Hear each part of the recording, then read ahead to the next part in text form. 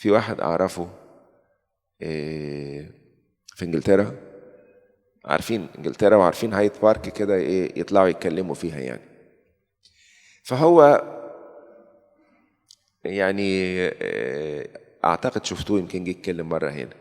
راجل كده يعني طول بعرض كده، وبيتكلم عن يسوع المسيح، تعامل معاه بشكل كتير وجميل، وبيقف في هايد بارك يحكي عن يسوع.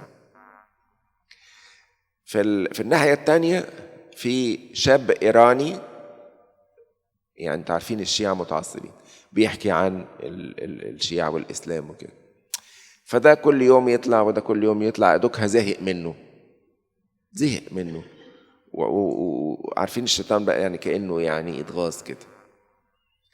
فمرة كده يعني بغل يعني حب يضرب الراجل ده، فجري ناحيته، وكان في بينهم سلسلة مرمية على الأرض من السلاسل الكبيرة دي، اللي هي اللي يعني تضربها في واحد تقتله، سلسلة تقيلة يعني. فالواد شالها وجري عشان يقتل صاحبنا.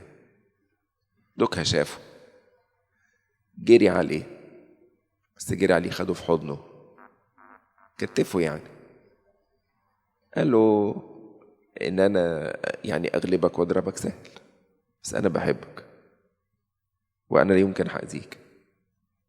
قال له تحبني بتاع ايه؟ قال له يسوع بيحبك وانا بحبك.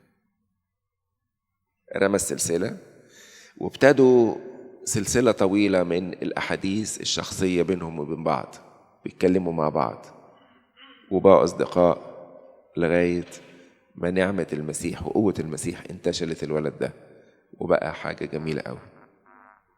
قوة حب. انت عايز تضربني؟ طب انا هاخدك في حضني.